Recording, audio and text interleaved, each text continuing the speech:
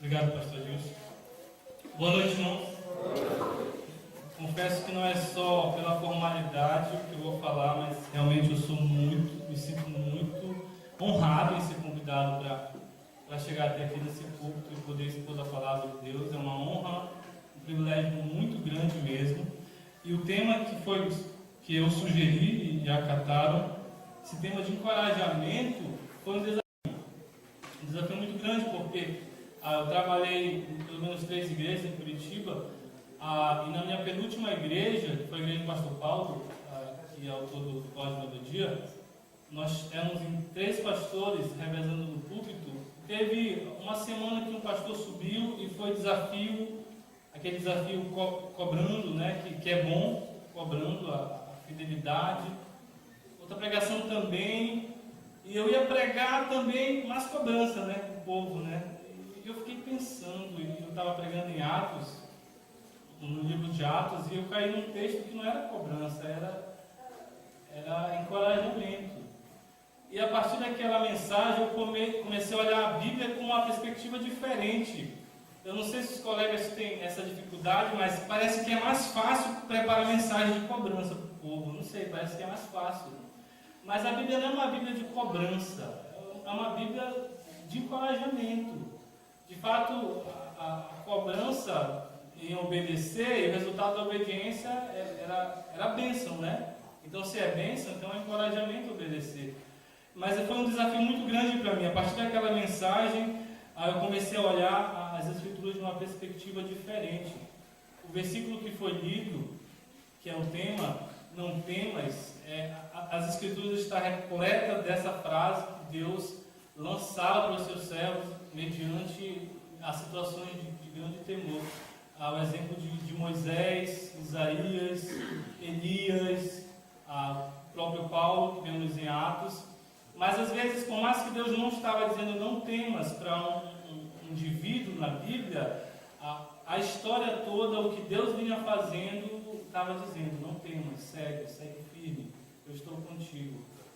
E o texto que nós vamos hoje, eu disse que a Bíblia é um livro de encorajamento. Tem muitas mensagens em Atos, porque eu gosto muito de Atos, mas se eu falei que a Bíblia é um livro de encorajamento, eu não posso pregar só em Atos, né? Não seria certo isso, né?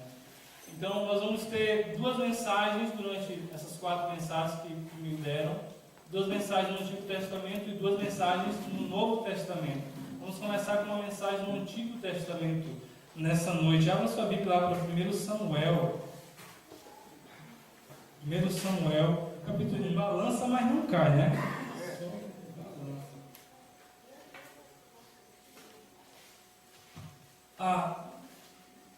Eu creio que todos sabem que nós, batistas regulares, nós somos dispensacionalistas na nossa visão das Escrituras, do propósito de Deus com a humanidade.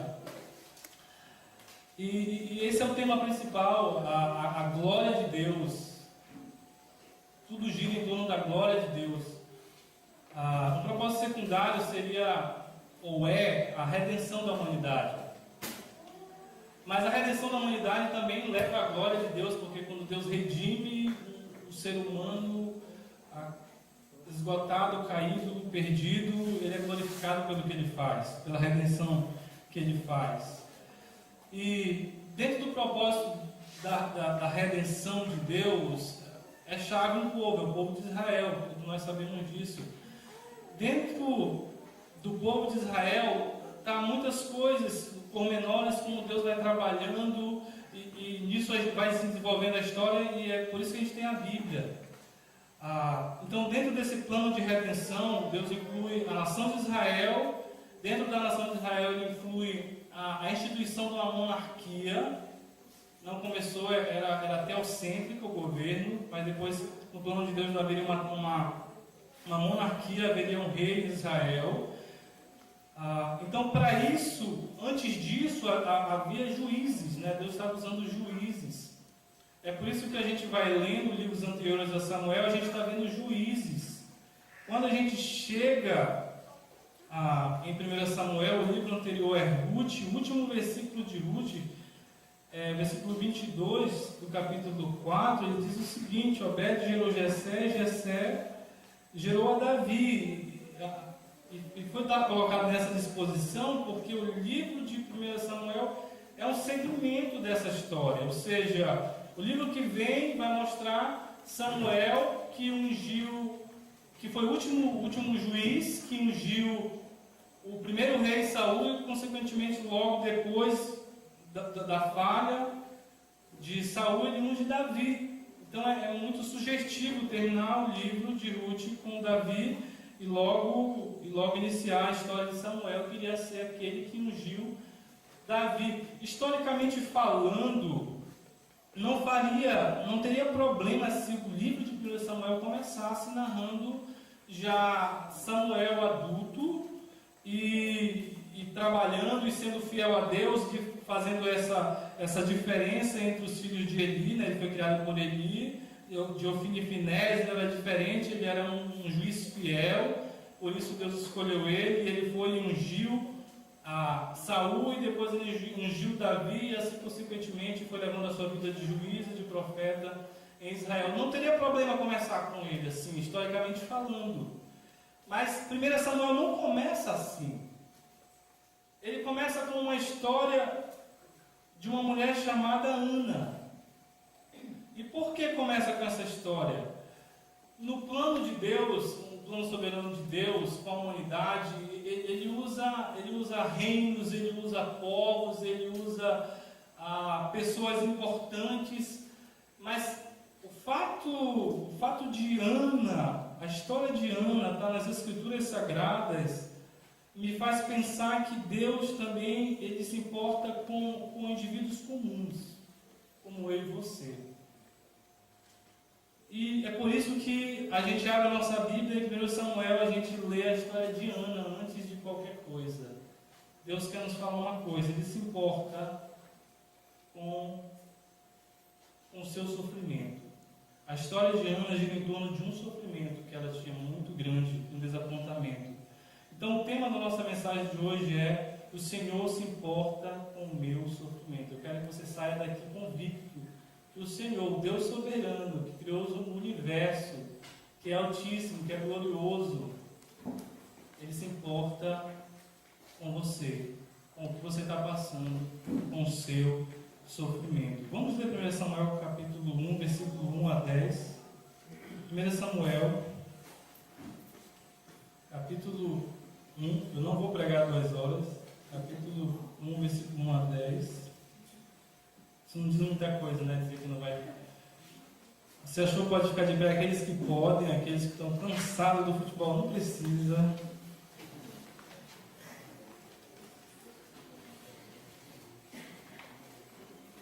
Vamos ficar de pé, aqueles que podem. 1 Samuel 1 a 10 diz assim: houve um homem de Ramataim, Zofim, da região montanhosa de Efraim, cujo nome era Eucana, filho de Jorão, filho de Eliú, filho de Idu, filho de Zufi, Eframita. Tinha ele 2 mulheres, uma se chamava Ana e a outra Penina. Penina tinha filhos, Ana porém não os tinha. Este homem subia da sua cidade de ano em ano a adorar e a sacrificar ao Senhor dos Exércitos em Siló. Estavam ali os 2 filhos de Eli, Ofni e Finéias como sacerdotes do Senhor. No dia em que Eucana oferecia o seu sacrifício, dava-lhe porções deste a Penina, sua mulher, e a todos os seus filhos e filhas. A Ana, porém, dava porção dupla, porque ele a amava, ainda que o Senhor a houvesse deixado estéril. A sua rival a provocava excessivamente para irritar, porquanto o Senhor lhe havia cerrado a madre. E assim o fazia ele de ano em ano. E todas as vezes que Ana subia à casa do Senhor, a outra a irritava, pelo que chorava e não comia. Então Eucana, seu marido, lhe disse: Ana, por que choras? Por que não comes? E por que estás de coração triste? Não te sou eu melhor do que 10 filhos? Após terem comido e bebido em Siló, estando Eli, o sacerdote, assentado numa cadeira junto a um pilar do templo do Senhor, levantou-se Ana e, com amargura de alma, orou ao Senhor e chorou abundantemente. Vamos orar. Deus nos ajuda a entender a mensagem que o Senhor tem para nos passar. sair daqui, ó Deus, mais encorajados, sabendo, ó Deus, e crendo que o Senhor se importa com nossos sofrimentos, nossos problemas particulares. Nos ajuda a sair dessa noite mais encorajado do que entramos. Usa a minha vida para abençoar o teu povo, em nome de Jesus. Amém. Amém. Podemos assentar?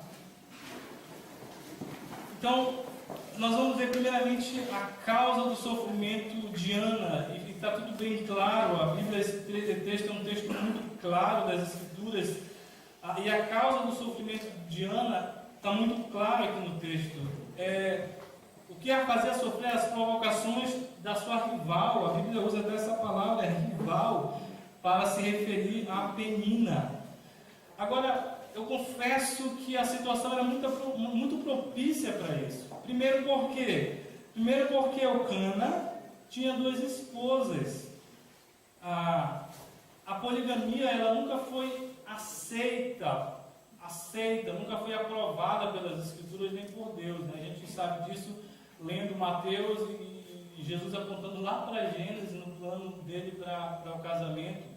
Então a poligamia ela nunca fez parte do plano de Deus, mas ela era tolerada nessa época em Israel e em outras épocas também. Então havia uma tolerância, por isso que a gente lê aqui, entende que um homem piedoso, Elcana era um homem piedoso, mas ainda assim ele tinha 2 esposas. Então o fato de ter 2 mulheres já dentro do mesmo lar, esposas de um só homem, já é uma situação propícia para problema, para conflito. Ainda mais, outro fator contribuía para o sofrimento de Ana. Era o fato de Penina ter filho e ela não ter filho.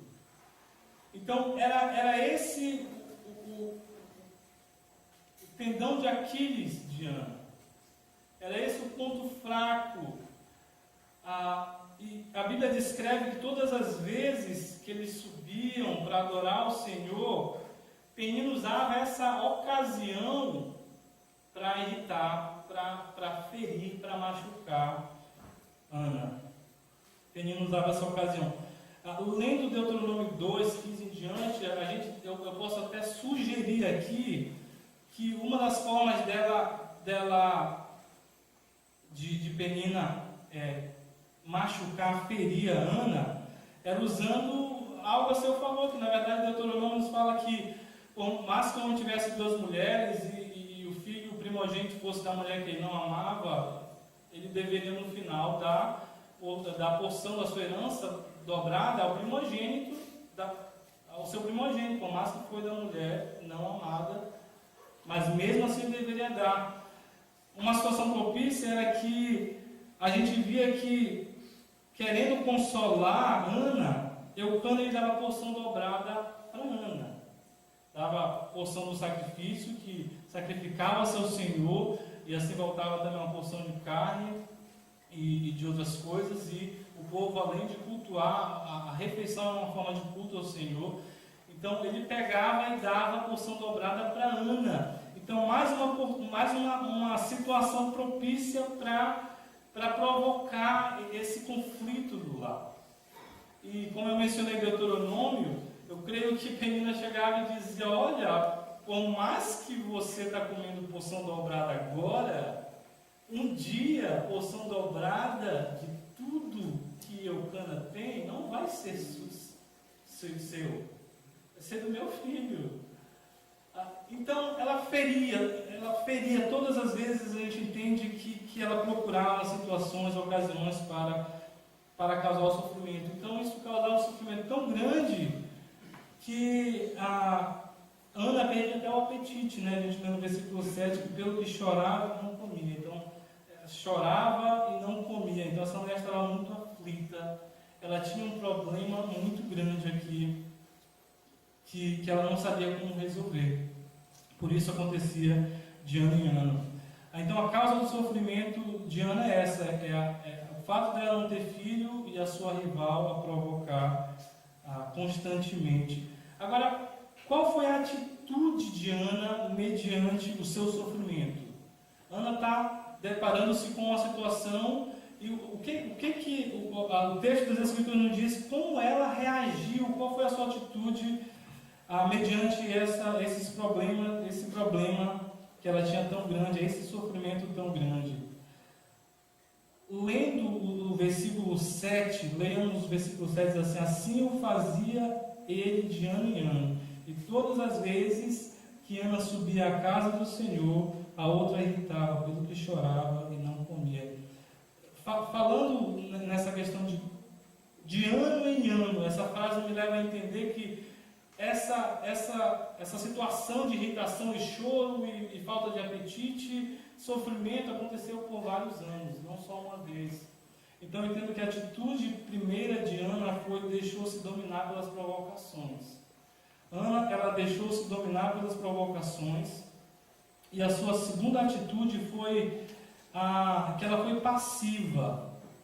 Ela foi passiva por muito tempo. Aqui diz que de ano em ano ela provocava Ana. Penina provocava Ana.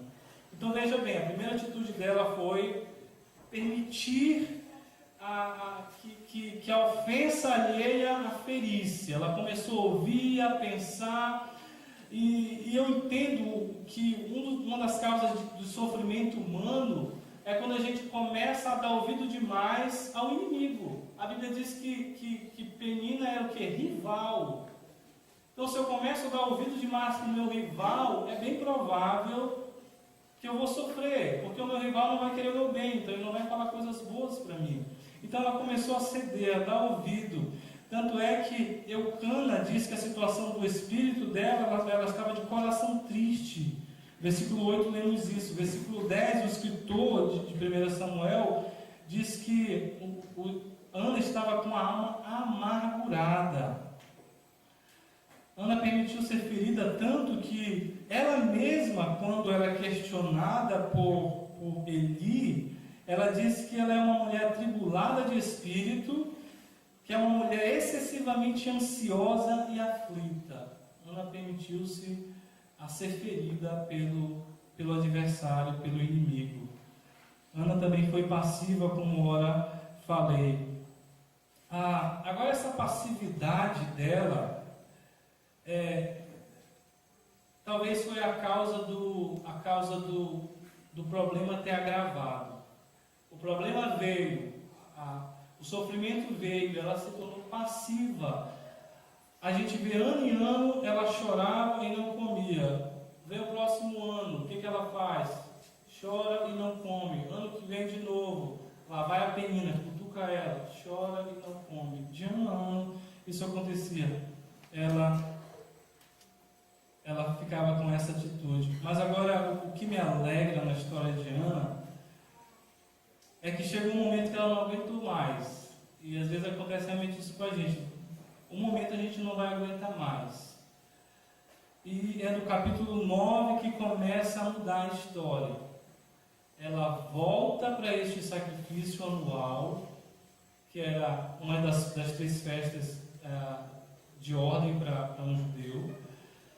Chegando lá, em vez de ela chorar para Ana e para Eucana, ela mudou a sua atitude.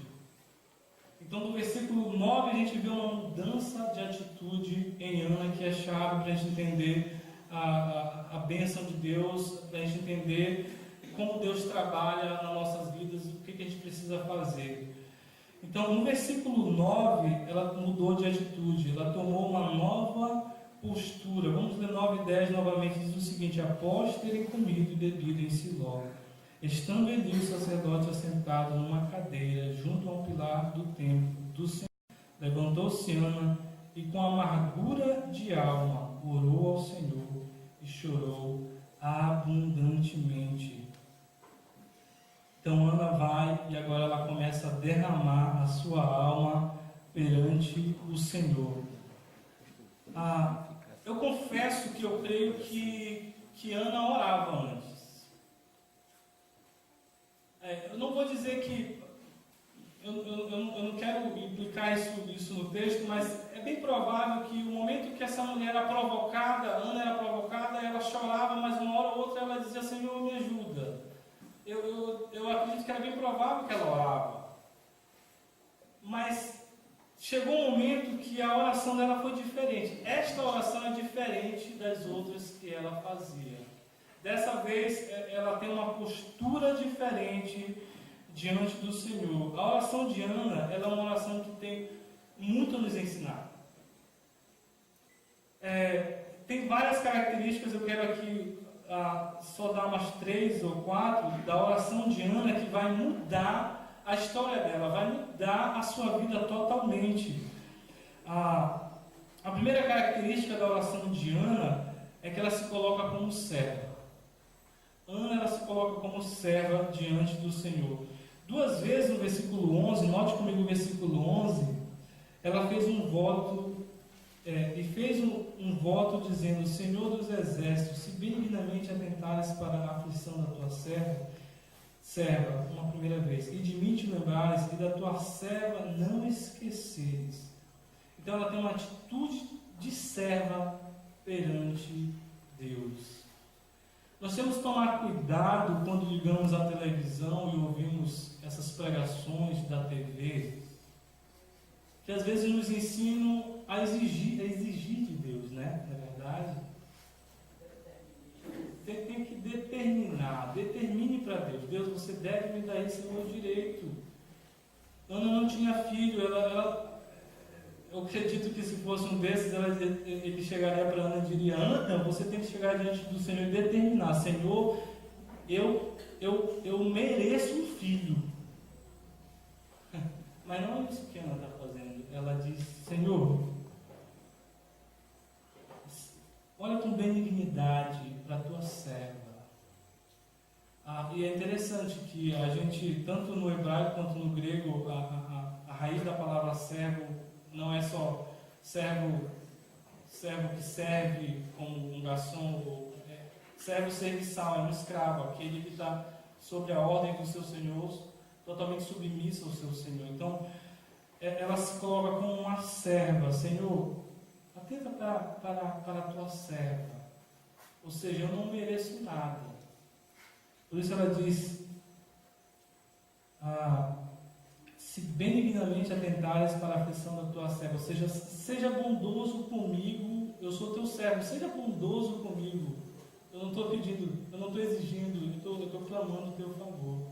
Então, essa atitude, quando formos orar diante de Deus, estivermos diante de um sofrimento, de uma situação em que precisamos da intervenção direta do Senhor, nós não devemos jamais exigir a Deus, porque de fato nós não merecemos nada de Deus. Biblicamente falando, a única coisa que o ser humano ele merece de Deus é castigo eterno, porque a Bíblia diz que o salário do pecado é o quê? É a morte. E todos nós somos pecadores. Então a única coisa que nós merecemos, tenha isso na sua mente, a única coisa que eu mereço de Deus é castigo eterno. Tudo que vem de Deus é favor, é misericórdia, nada eu mereço. Isso muda a nossa atitude, isso muda a nossa postura de gratidão. A gente começa a ser grato pelo que a gente tem. Deus te deu um Fusca, Senhor, eu preciso de uma Hilux, eu mereço uma Hilux. Tem que ser servo. Servo, ele é grato, obrigado. Porque o que o Senhor me deu, eu não merecia. O Senhor me deu, obrigado. Essa é a atitude de Ana, e a gente aprende isso com ela aqui. Ela fez um voto também. Eu não sei se isso caiu um pouco fora de moda, vou usar esse termo aqui. Ela fez um voto. E eu confesso que durante a minha vida eu fiz poucos votos a Deus. Senhor, se o Senhor fizer isso, eu com certeza faço isso. Mas a verdade é que um voto, ele é símbolo de compromisso. Ana fez um voto, mostrou que a oração dela dessa vez era compromissada com Deus. A diferença em fazer um voto é que a nossa oração não se torna leviana. Às vezes oramos assim: Senhor, se me abençoar, tudo bem, se não abençoar, estou aqui. Mas ela nos coloca em um compromisso direto diante de Deus. Então Então a oração se torna mais comprometida. Tanto a atitude de Deus, claro que ele sempre vai ser bondoso, mas a minha resposta, a resposta de Deus é diferente. Então Ana fez um voto diante de Deus. O voto era o seguinte: ela disse, ela não tinha filho, né? Estava sofrendo por causa disso. Ela disse: Senhor, se me deres um filho varão, eu vou devolver ao Senhor. Agora, uma questão básica no voto é que um voto não é barganha com Deus. Ana não estava barganhando com Deus aqui. Não vamos fazer isso. Não vamos confundir voto com barganha com Deus. Por quê? Porque eu sei que Ana não estava barganhando com Deus. Porque ela pede um filho, mas o que ela ia fazer com esse filho? Ia ficar para ela? Não. Eu sei que Ana não estava barganhando com Deus porque ela pede um filho, homem, varão, e esse filho ela ia devolver para Deus. Então, eu entendo aqui que não era uma barganha. Senhor, me dá um filho, o meu voto o Senhor me dá um filho e eu te dou mais sacrifício. Não, eu vou te devolver o filho que tu me deu. Um comentarista, o Arya, diz o seguinte, para provar que não era uma barganha, ele diz o seguinte, que não faria sentido o voto dela se fosse uma barganha. Ele diz o seguinte: ter um filho removeria sua desgraça e poderia dar fim à perseguição da sua rival, Penina. Mas o mais fácil para ela, Ana, continuar vivendo com a sua esterilidade do que ter um filho por 3 anos, que era o tempo que ele seria desmamado e devolvido ao Senhor, e depois precisar renunciá-lo, para sempre. Então aqui, nesse voto, tem outra atitude chave para entendermos o que levou Ana a ser restaurada por Deus, a ter uma mudança de vida através dessa oração. Quando Ana pede um filho, ela não está pedindo um filho só para si, só para satisfazer a sua falta, o seu sofrimento. Não era: Senhor, me dá um filho porque eu estou cansado da Penina. Era porque, para uma judia, ser estéril simbolizava, como se na cultura tinha essa ideia. Na cultura, eu não estou dizendo que a Bíblia diz isso, mas eu estou dizendo que a cultura implicava isso, que não era abençoada por Deus. Era quase como aquela ideia: se a pessoa é rica, você lendo no Novo Testamento, você vai ver isso, até que os discípulos estão surpreendidos. O judeu pensava: se eu sou rico, eu estou sendo abençoado por Deus, minha vida está agradando a Deus. E Jesus vem e disse: quão difícil é um rico entrar no reino dos céus. E ele disse: como assim? Então é mais ou menos isso.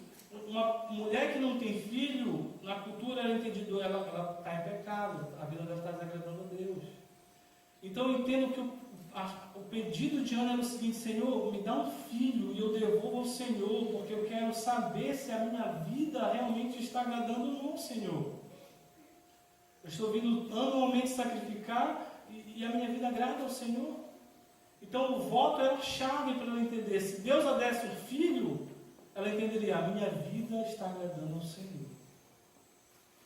Não era só para satisfazer as suas necessidades. Então, Ana, ela fez essa oração, fez esse voto. Depois, outra característica da oração de Ana é que foi de uma entrega total. Foi uma oração que ela incluiu um voto, ela se considerou como serva, e ela também fez uma oração de uma entrega total, pois ela entendeu que só Deus poderia acabar com o seu sofrimento. É interessante o seguinte, veja bem no versículo 7, diz o seguinte: todo ano, pelo que chorava e não comia. Versículo 10, ela chora diante de outra pessoa. Ela agora começa na sua oração a chorar abundantemente diante de Deus, por causa do seu problema. O que me faz pensar que muitas vezes a gente continua sofrendo porque a gente está chorando para a pessoa errada. É verdade. Teu patrão diz, olha, eu acho que eu vou te demitir. E o cidadão começa a chorar, amigar, não faça isso, eu tenho família para dar de comer e tal. E fica choramingando para o patrão. Talvez deveríamos dizer, Senhor, chorar aos pés de Deus, dizer, talvez não, a atitude eu acho que é, não chorar aos pés do patrão, mas chorar aos pés de Deus, Senhor, eu sou teu servo, eu sei que o Senhor vai cuidar de mim, por mais que meu patrão me demita. E se for da tua vontade, Ele vai me demitir, e eu sei que o Senhor pode ter algo muito melhor para mim. Então, às vezes a gente está sofrendo, muitas vezes, porque a gente está chorando para a pessoa errada. Ana estava chorando perante Penina e perante Eucana, seu esposo. Mas dessa vez ela tomou uma postura diferente. Ela entendeu que ela deveria chorar perante aquele que poderia resolver o seu sofrimento, que é Deus. E ela começa a chorar diante de Deus, chorar abundantemente diante de Deus. E é interessante que eu quero analisar a minha vida aqui. Desculpa, eu quero dizer que às vezes eu olho para a minha vida e às vezes eu sou um pouco como Ana.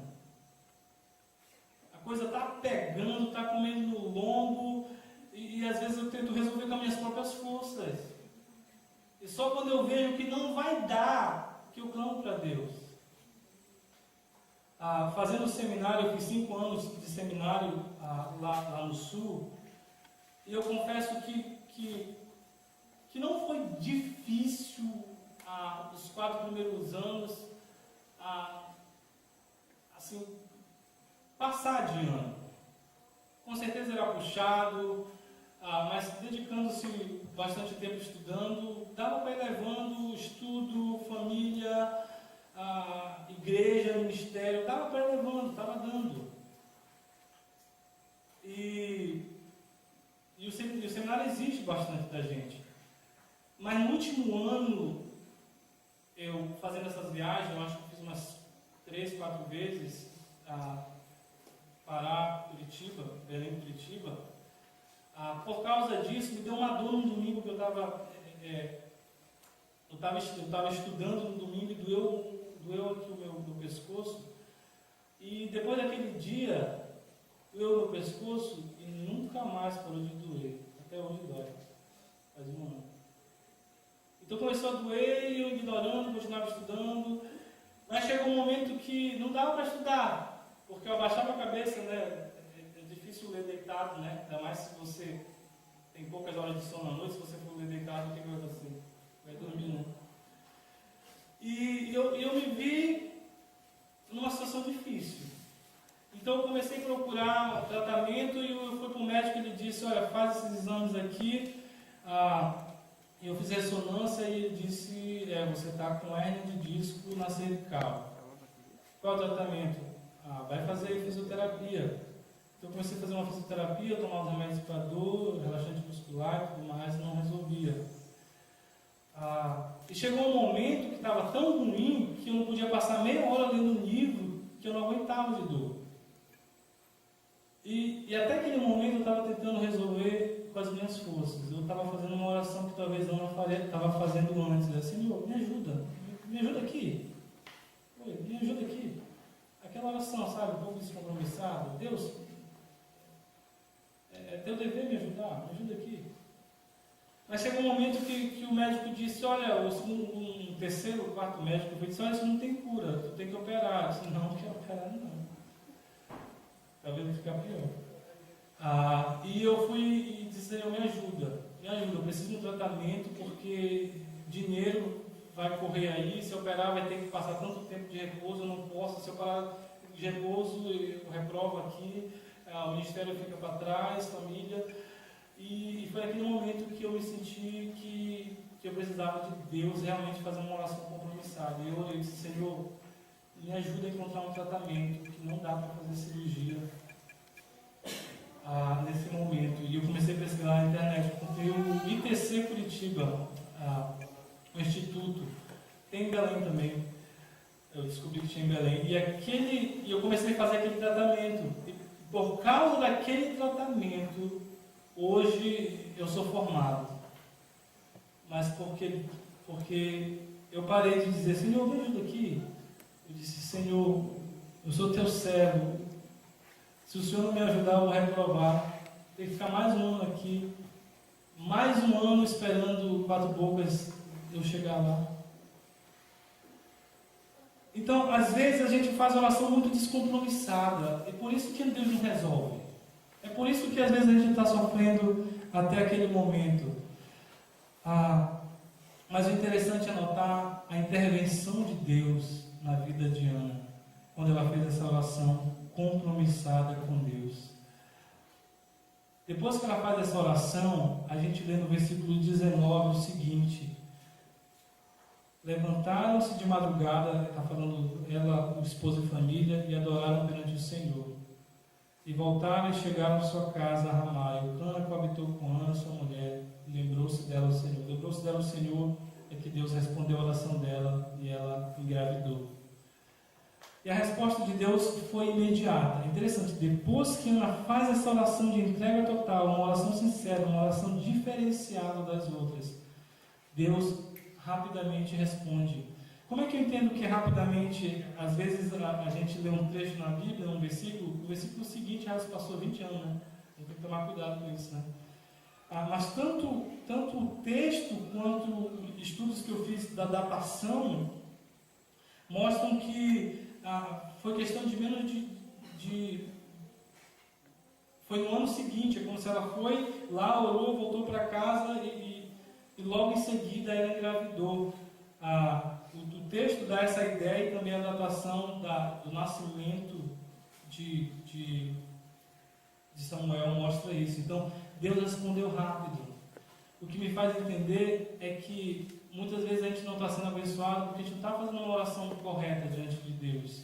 Deus só está esperando a gente realmente derramar nossa alma. Leia comigo o versículo 15, que é chave. Jesus assim, porém ela respondeu, não, Senhor meu, quando ele estava interpretando mal a atitude dela, porque ela estava embriagada. Ele disse, eu sou mulher atribulada de espírito, não bebi nem vinho nem bebida forte, porém venho derramando a minha alma perante o Senhor. Ana agora estava na oração, derramando a sua alma perante o Senhor. E logo quando ela derramou a alma perante o Senhor, Deus respondeu a oração dela.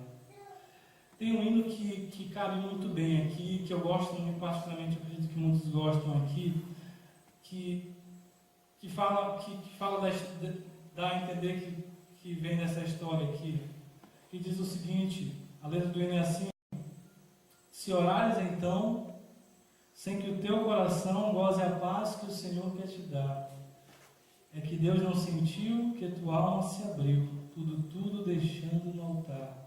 Quando tudo perante o Senhor estiver e todo o teu ser controlar, só então hás de ver que o Senhor tem poder, quando tudo deixares no altar. Meu irmão, talvez você está sofrendo até agora, porque você não deixou tudo no altar. Você está querendo resolver com as tuas forças. Mas só quando Deus ele conhece o nosso coração, né? Sabe por que Deus não respondeu ainda? É bem provável que ele não sentiu que tua alma se abriu. Ele percebe que você ainda não derramou a sua alma perante Ele. E só quando você fizer isso, só então há de ver que o Senhor tem poder. Quando tudo deixares no altar. Faça isso. Quando você fizer isso, aí sim você vai ver a resposta de Deus. Deus está só esperando abrirmos o nosso coração para Ele nos abençoar. Isso me encoraja. Sabe por quê? Porque eu sei que muitos dos problemas que às vezes eu estou pesando, não estou conseguindo ir para frente, não é culpa de Deus, é minha culpa. E eu sou encorajado em saber que Deus quer me abençoar. Ele só está querendo que eu realmente faça uma oração sincera e dependa dele. Amém? Ele só está esperando isso de cada um de nós. E aqui eu começo a caminhar para o final. Então, a intervenção de Deus no sofrimento de Ana, ela foi rápida, foi logo, foi imediata. E ela também foi de restauração total na alma de Ana. Como é que eu sei disso? Porque essa restauração da alma de Ana, que Deus deu, que Deus proporcionou para ela, foi logo após a oração dela. É muito interessante isso, que a gente lê o seguinte: a história, eu creio que todos conhecem, não de todo o trecho, talvez na mente de alguns está faltando alguma coisa, mas Ana foi e orou, entregou a sua alma, está lá no templo. Porque ela estava com o coração amargurado, ela não fez aquela oração de 3, 5 minutos que a gente faz às vezes, né, no nosso devocional. Ela fez uma oração de horas. E o sacerdote está lá olhando e ele não está vendo sair palavras, ele não está ouvindo sair som da boca dela, ela está só balbuciando palavras. E o que eu entendo é que ele estava com tanto discernimento espiritual, ele diz: essa mulher está bêbada. E ele vai e chama a atenção dela, e aí que ela vem e explica: olha, eu não estou bêbada, eu não estou bebendo, eu sou uma mulher amargurada de alma, eu estou assim, e todo esse tempo é porque eu estou derramando a minha alma perante o Senhor. No versículo 17, então lhe respondeu Eli: vai-te em paz, e o Deus de Israel te conceda a petição que lhe fizeste. Versículo 18, e disse ela: acha tua serva a mercê diante de ti. Assim a mulher se foi seu caminho e comeu, e o seu semblante já não era triste. Preste bem atenção, Deus restaurou a alma desta mulher. E eu entendo pelas Escrituras que a atitude, o semblante dela já não era mais o mesmo, não era aquele semblante de sofrimento. Tanto é que voltou até o apetite dela. Eu entendo que tudo isso mudou, não por causa do que o profeta, o sacerdote Eli falou para ela, porque no original, até aqui dá essa ideia, não foi uma promessa, não foi uma profecia que Elias fez para ela. Ele não disse: você vai ter um filho. Não foi isso que mudou a atitude dela. A disposição das palavras não foi uma profecia. Um comentário do Moody diz que foi um desejo piedoso. É como quando a gente diz: Deus te abençoe, né? Um desejo piedoso, que Deus te conceda esse teu propósito. É um desejo piedoso, né? Não estou profetizando que você vai ter aquilo. É um desejo piedoso. E a disposição das palavras dá a entender isso. Então eu entendo que o semblante dela mudou, a alma dela foi restaurada, ela não era aquela mulher mais amargurada, porque ela deixou tudo perante o altar e Deus concedeu paz para ela naquele momento. Talvez você se identifique com uma oração assim. Eu já tive momentos assim na minha vida, em que depois que eu me ajoelhei e orei, eu tinha certeza de que Deus ia responder. Porque foi uma oração diferenciada. Eu deixei tudo no altar e foi diferente. Isso me faz lembrar de uma oração que foi assim.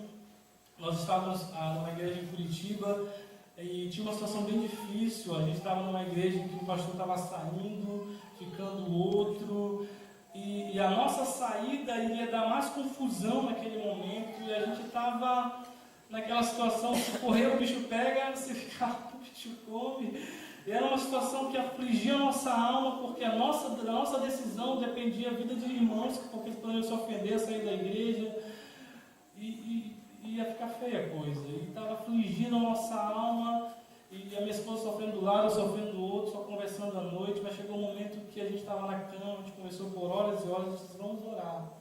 E a gente orou, e foi interessante. A gente orou, depois que a gente terminou de orar, nós dois olhamos um para o outro e a gente tinha convicção que aquela decisão que a gente ia tomar era certa. E o momento que a gente escolheu era o certo.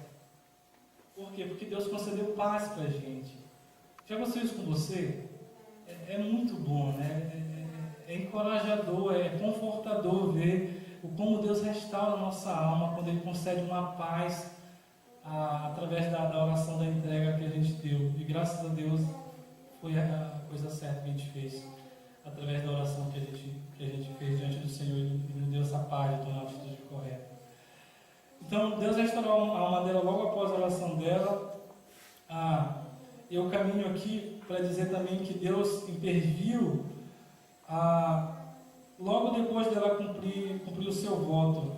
Ela fez um voto: eu vou devolver meu filho ao Senhor. Só que, logicamente, vai ser depois que ele ser desmamado, né? Então o menino foi para lá, ela foi, engravidou, teve o seu filho, nasceu Samuel. Samuel é o nome do seu filho, né? Nasceu Samuel. O tempo da cultura aqui de desmamamento entre 2 e 3 anos, provavelmente aqui dela 3 anos, ela volta e devolve a criança perante Eli.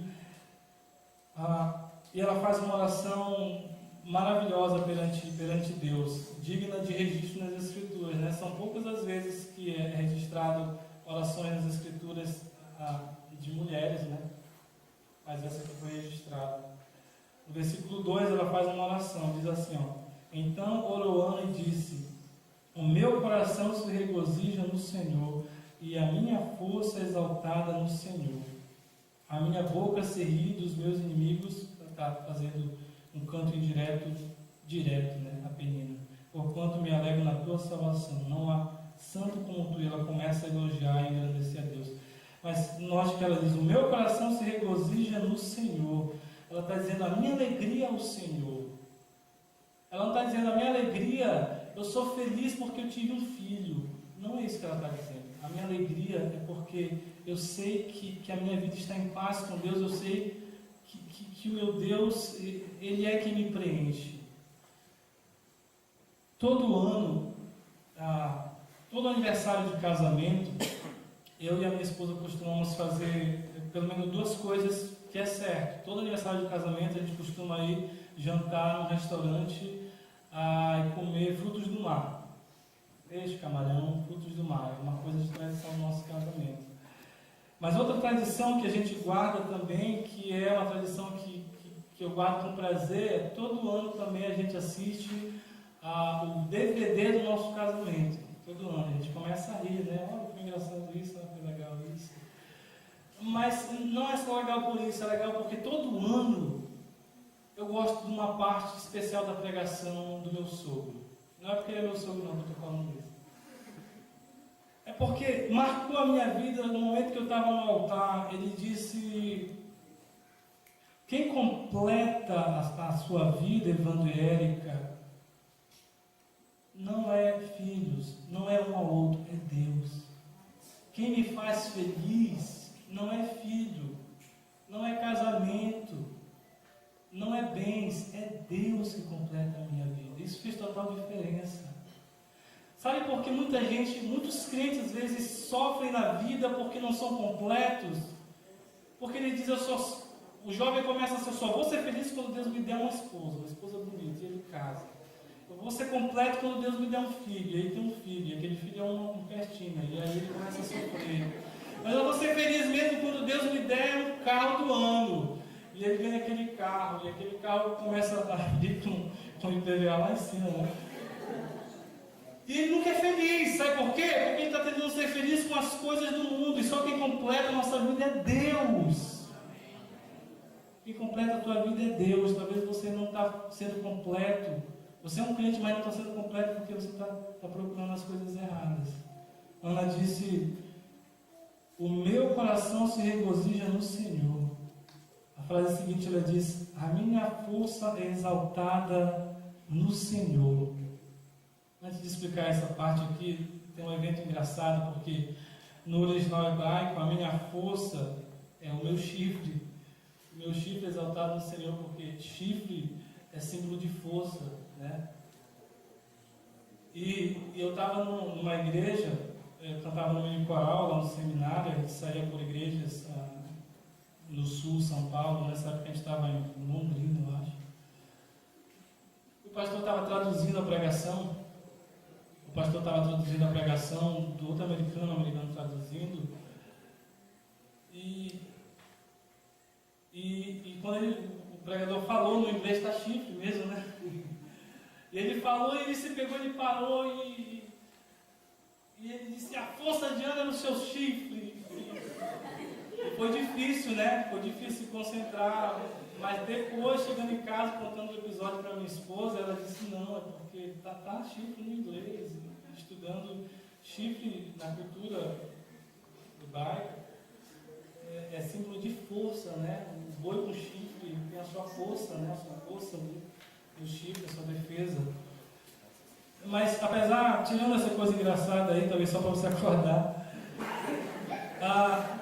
o que ela está querendo dizer é que eu levanto de manhã, não porque eu comi bem, porque eu tenho um bom emprego, e a minha vida, o sentido da minha vida é porque eu levanto de manhã, eu vou para o meu trabalho, eu sei que eu vou receber um bom salário, trazendo para o nosso contexto aqui. Mas ela está dizendo, a minha motivação da vida, o meu up, né? É o Senhor que é a minha força. Ele que é o meu sentido de viver. Não é porque eu tive um filho, porque é Ele que é a minha força, Ele que completa a minha vida. É Deus quem faz a minha vida ter sentido.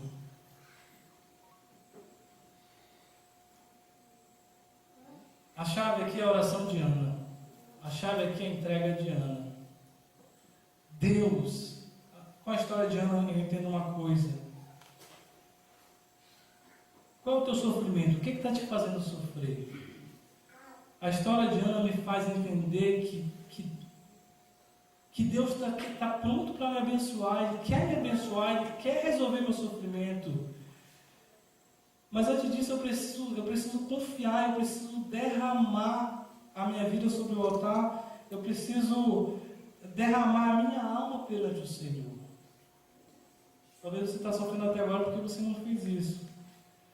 Mas a oração de Ana me encoraja a saber que o Senhor se importa com o seu sofrimento, com o meu sofrimento. E Ele quer nos abençoar. Ele quer resolver as nossas causas mais particulares, os sofrimentos particulares, assim, lá no nosso coração, nossa vida. Todo mundo está vivendo, não sabe quem sofre, mas Deus se importa, Ele conhece. Ele quer te ajudar. Talvez você só está precisando derramar seu coração, a sua vida no altar. Canta comigo só o coro para a gente encerrar. Quando tudo perante o Senhor estiver e todo teu ser Ele controlar, só então vai viver que o Senhor tem poder quando tudo deixares faltar. Deus, obrigado pela tua palavra, obrigado por saber, Deus, que o Senhor se importa com cada um de nós aqui presente. Nos ajuda a ser sincero em nossas orações, que a nossa alegria não seja as coisas do mundo, nós entendamos que só seremos completos no Senhor, que o Senhor seja